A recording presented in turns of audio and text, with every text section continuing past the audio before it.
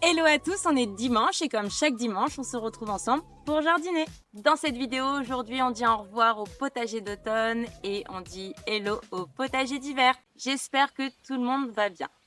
Alors, comment ça se passe pour vous début décembre au potager? Parce que ici, c'est à rien y comprendre. On a eu de la neige et 2 jours après, il faisait 15-20 degrés. Il fait froid, il fait chaud, on ne sait plus du tout dans quelle saison on se trouve. Néanmoins, on a quand même des températures qui sont quand même relativement basses et pour certains de nos légumes qui sont encore au potager, bah ça craint un peu. Et donc là, par exemple, vous avez la courge, le potimarron qui là est terminé puisqu'il a pris un coup de gel avec la neige. Donc dans cette vidéo, on va passer en mode hiver.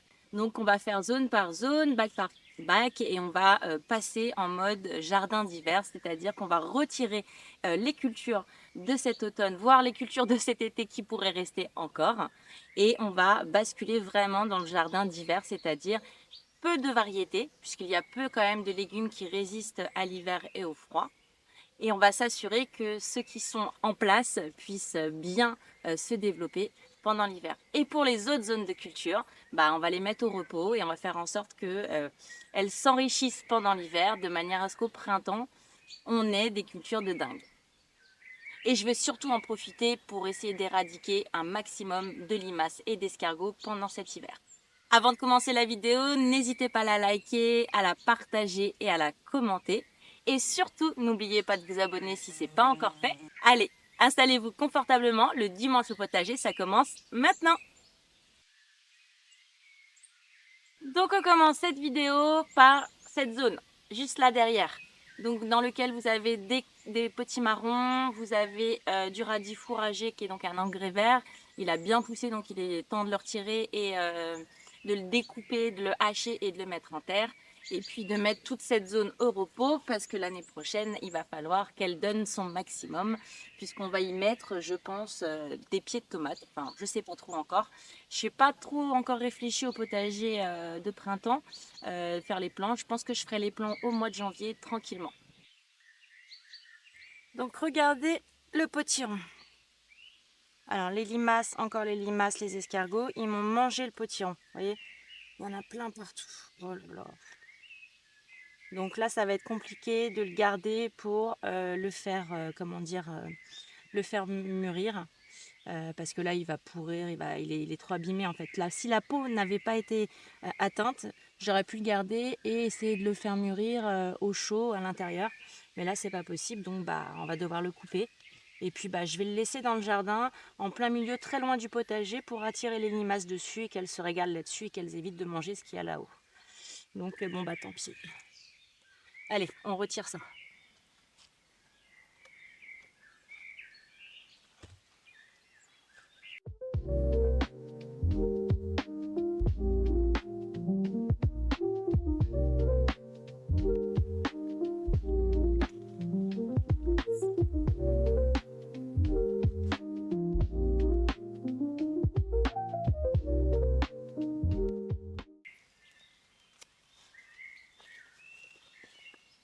Donc là, j'enlève le radis fourragé et je vais le découper en petits morceaux et je vais le laisser dans le bac.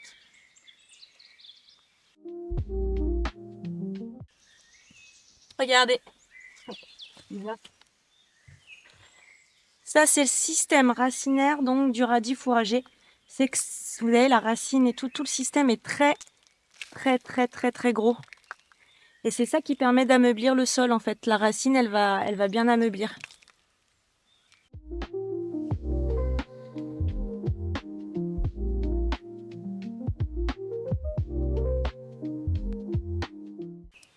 J'en profite et je mets aussi des orties.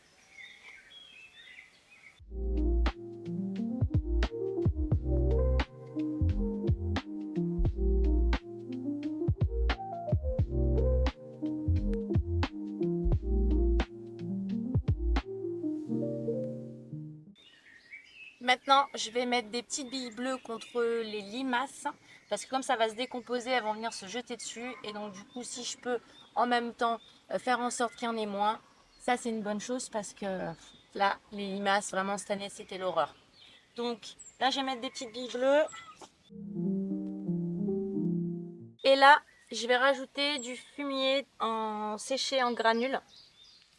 Voilà, j'en mets un peu partout. Ça va se décomposer lentement et ça va aussi aider à la décomposition du plan de course. Où est-ce que j'ai mis mes gants? Vous aussi, vous cherchez tout le temps vos outils, vos gants. Je sais pas ce que j'en ai fait, j'ai dû les enlever et les laisser quelque part. Et pour finir, on va mettre des feuilles mortes. On va remplir de feuilles mortes.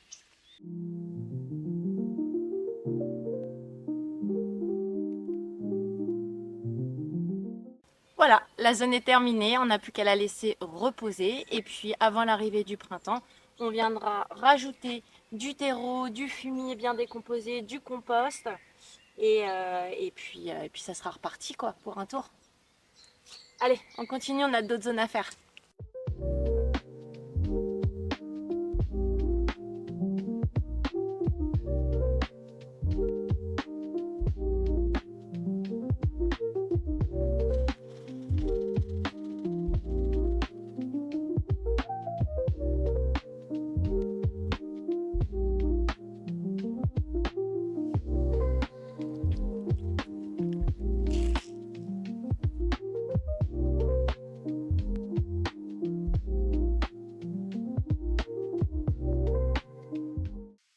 Dans ce bac, il y avait à la base des radis, des haricots verts, des aubergines. Les aubergines, on les a retirées pendant l'automne. Les haricots verts aussi. Et donc, du coup, là, j'ai retiré donc, les radis qui me servaient pour faire de la graine. Donc, j'ai récupéré les cosses. Je vais les faire sécher. Et tout le reste des radis, je les ai découpés tout petits. Voyez. Et ils sont en dessous. Bon, j'ai pas découpé si petit que ça quand même. Hein. Parce que l'objectif, c'est que ça décompose lentement, mais sûrement. Donc voilà, donc j'ai fait ce bac-là, j'ai fait aussi le bac qui était là. On avait un radis fourragé dans le bac. Donc voilà, il me reste le bac qui est juste ici. Attendez, je vais vous le montrer. Donc je vous disais, il me reste ce bac-là. Alors je vais retirer les capucines parce qu'elles ont pris un petit coup de froid et de gel. Alors pas toutes, hein, parce que quand on regarde ici, on voit elles vont très bien. D'accord? Donc je vais en garder un petit peu. Et là, en fait, en dessous, j'ai mes céleris qui poussent. Alors, je ne sais pas s'ils sont frais ou pas. Ils me paraissent petits cette année.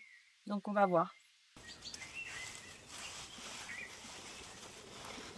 Donc, voilà, ils font 5 cm les boules de circonférence, à moins qu'en dessous, ça soit plus gros, mais je n'ai pas l'impression. Du coup, ils ne sont pas prêts, en fait. Il faut que ça fasse au minimum 10 à 15 cm au niveau de la boule, donc on va dire 2 fois plus. Celle-ci, un peu plus déjà. Bon. Je vais les laisser encore. Le céleri rave, c'est très long, c'est 7 mois de culture. Donc je les ai repiqués, 5 à 7 mois de culture, je les ai repiqués en juin, il me semble. Donc juillet, août, septembre, octobre, novembre, décembre. Donc voilà. Ils devraient être prêts là, mais visiblement ils ne le sont pas. Donc à mon avis, la terre n'était pas assez nutritive.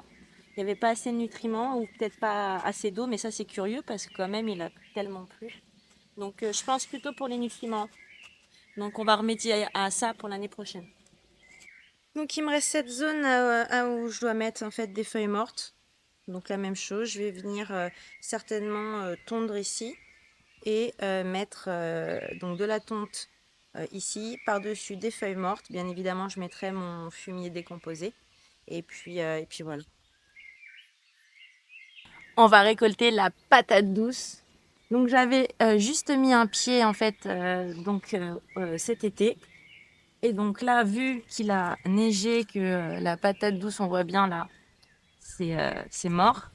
Donc là, je vais la récolter. Et on va voir ce que ça a donné. Déjà, on la voit. Il y en a un petit peu. Il y en a un petit peu. On va voir ce que ça donne.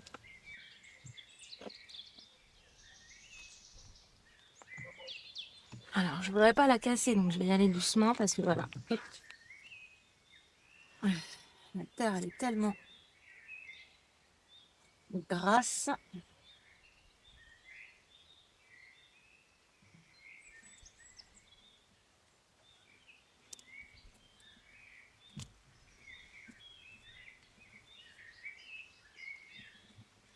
Bon bah, c'est pas ouf. Donc voilà, voilà la patate douce. Donc c'était à mon avis pas le bon endroit. J'ai pas fait ce qu'il fallait. La terre devait être trop compacte ou il y a eu un truc qui allait pas parce que c'est ridicule. Donc voilà, mon test à retenter l'année prochaine, en peut-être en prenant un peu, enfin voilà, je pense que il y a un problème avec la terre, il faudrait que je travaille un peu plus la terre avant. Voilà, donc hum, dans ce bac, ici là, j'ai ressemé en fait des poireaux pour le printemps prochain. Ils vont germer tout doucement pendant l'hiver. Et puis après, ils seront bons pour peut-être on va dire mars, avril, mai, peut-être quelque chose comme ça. Et là, vous avez les fraisiers. Donc là, ça fait plus de 3 ans qu'ils sont ici. Donc j'aimerais bien les retirer et aller en fait les mettre dans la zone qui est tout là-bas là, avec les autres. Donc voilà, il faut que je m'occupe de ça. Ça va prendre un peu de temps. Donc c'est pour ça que je pense que je vais le faire au dernier moment. Mais pas trop tard parce que si jamais il fait trop froid après, elles vont pas s'enraciner de nouveau et elles ne reprendront pas correctement. Donc il faut vraiment le faire et surveiller la météo. Donc là, on est dans le tunnel. On va regarder les petites laitues, comment ça se passe. Alors vous vous souvenez, on avait semé des radis tout le long. Vous voyez ici, là-bas, tout le long, on avait semé des radis. Donc il y en a quelques-uns qui ont survécu mais se sont fait attaquer. Les laitues, elles poussent.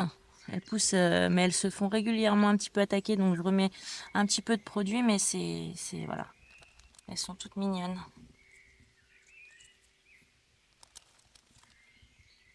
Hop. Donc ça pousse. Par contre, toutes les laitues que j'ai semées en graines, bah, elles ont germé. Et puis bah, à l'instant d'après, elles ont disparu, elles se sont fait manger. Elles étaient en ligne tout là et elles se sont fait manger. Donc le semi-pleine terre ici, c'est quasiment impossible. On se fait dévorer. Donc il faut absolument que je fasse les laitues en motte ou en godet. Parce que sinon, bah, elles résistent pas en fait.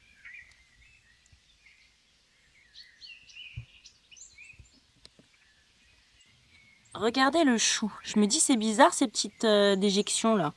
Qu'est-ce que ça pourrait bien être? Et puis bah regardez quand on écarte, qu'est-ce qu'on voit? Ici là, regardez. Et voilà, c'est pas possible. Donc là mon chou, il est envahi de ces petites bestioles, donc il va falloir que je les retire.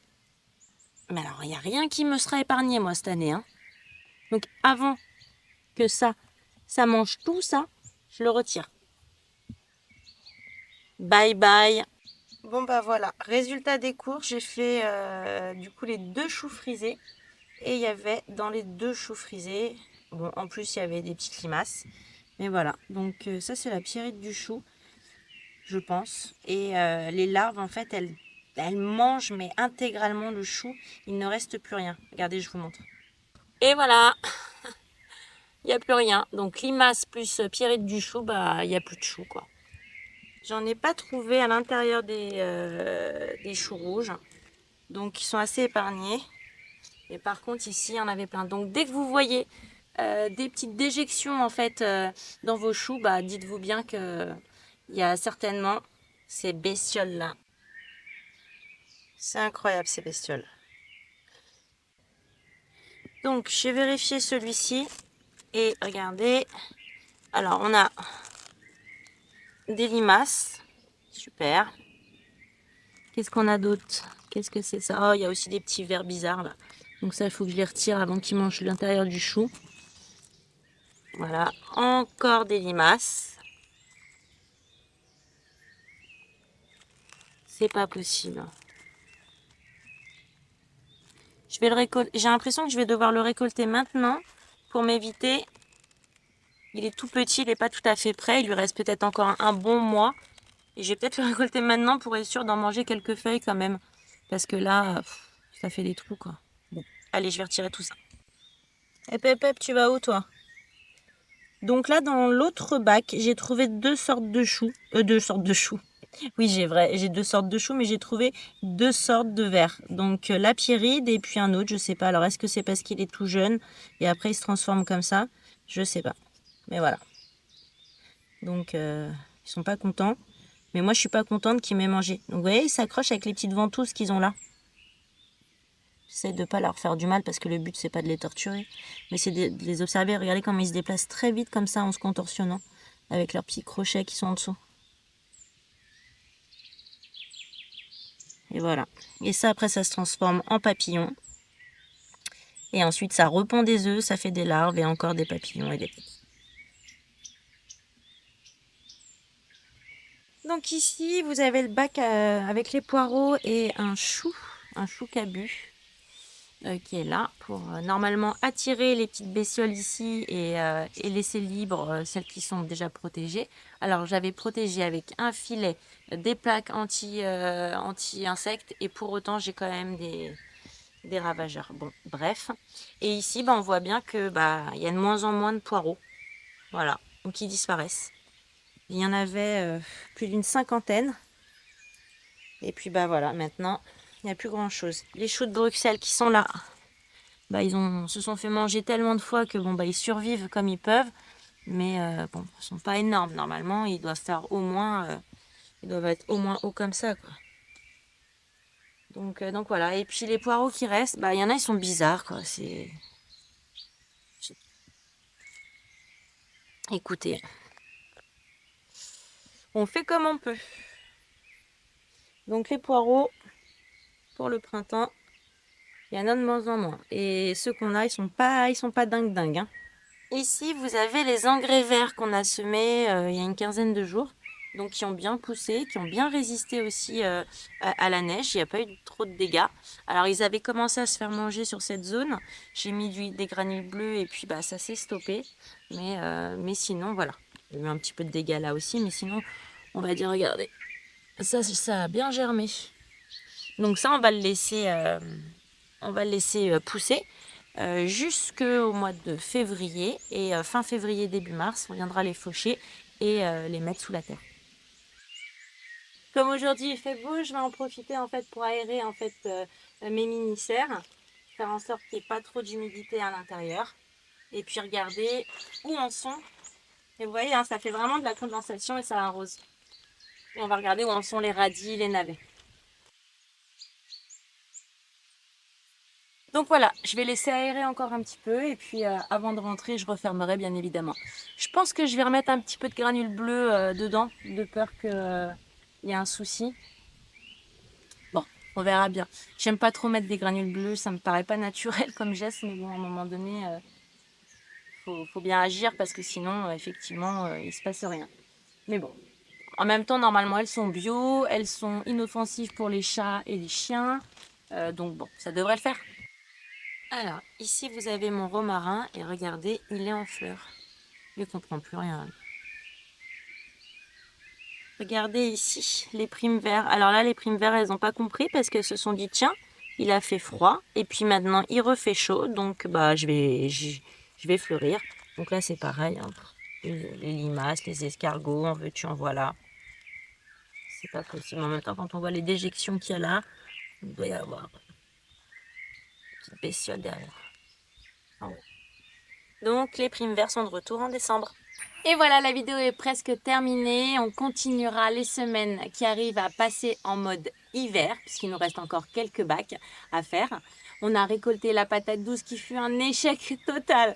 Donc l'année prochaine, je vais retenter l'expérience et je vais la mettre ailleurs parce que je pense que j'ai tardé à la repiquer.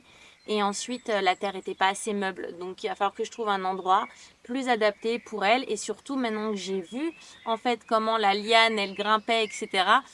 Donc du coup je sais exactement où je la mettrai l'année prochaine pour avoir plein de patates douces. On a amendé, j'ai mis du fumier décomposé dans certaines parcelles, notamment les parcelles où il y a les poireaux, où c'est pas dingue. Et puis après le reste c'est ok quoi. Donc je vais retraiter quand même un petit peu. Je vais mettre de la décoction d'ail pour essayer d'éloigner en fait les ravageurs de mes choux. Mais en faisant le tour des choux, j'ai quand même ramassé pas mal de larves. Donc du coup, je vais surveiller régulièrement. Donc, ce que je peux retenir, c'est qu'un filet, des plaques gluantes jaunes, ça ne suffit pas en fait à éloigner ces fameux ravageurs. Donc, il va falloir trouver une autre technique. Soit mes filets n'étaient pas assez costauds ou assez hermétiques, je ne sais pas trop exactement. Mais c'est vrai que quand on voit la quantité d'insectes qui a réussi à rentrer, qui s'est collé sur la plaque, malgré le fait qu'il y avait un filet, bon bah, je pense que le filet c'était pas bon quoi. Donc, il va falloir trouver soit un filet beaucoup plus robuste, plus fin, ou alors une autre technique. Je ne sais pas. Bon, je vais réfléchir à tout ça. L'hiver, ça sert à ça aussi, c'est à faire le bilan de la saison du printemps et de l'été et de l'automne et de regarder en fait, de réfléchir à quelles pourraient être les solutions naturelles pour remédier à telle ou telle problématique. Donc moi, je vais réfléchir. Donc j'ai ma problématique sur les limaces qui est juste hallucinante puisque là, ça ne s'arrête plus. Donc je sais pas, je me dis, il faut que je brûle le potager et que je reparte à zéro. J'en sais rien, mais je vais en venir à bout. Alors je pense que ça, il faut beaucoup de patience. Et je dois avouer que moi, la patience, c'est pas trop mon truc. Mais le jardinage m'apprend beaucoup la patience, donc c'est assez thérapeutique. Donc là, il va falloir que je sois patiente et que tout le temps, je lutte contre ces ravageurs-là. Et puis peut-être que l'année prochaine, je vais aussi changer du tout au tout les choux. Je vais les mettre complètement ailleurs, de manière à voir si effectivement c'est pas mieux d'éloigner en fait les légumes qui attirent les ravageurs. Comme ça évite aussi qu'ils aillent sur d'autres légumes. Donc voilà, une journée encore bien remplie au potager santé. N'hésitez pas à liker et surtout à vous abonner si vous ne l'avez pas encore fait. Je vous souhaite un bon dimanche, une bonne semaine. Donc, je vous dis à très vite. Prenez bien soin de vous, surtout que là, avec le dérèglement climatique et tout, chaud, froid, on risque de tomber malade. Il y a des épidémies de Covid qui reviennent, de grippe qui s'installent. La grippe est assez virulente cette année, donc on profite de son potager, des légumes de son potager pour faire le plein de vitamines et pour rester en pleine santé. Et d'ailleurs, n'oubliez pas, faites de votre alimentation votre première médecine. Ciao, ciao!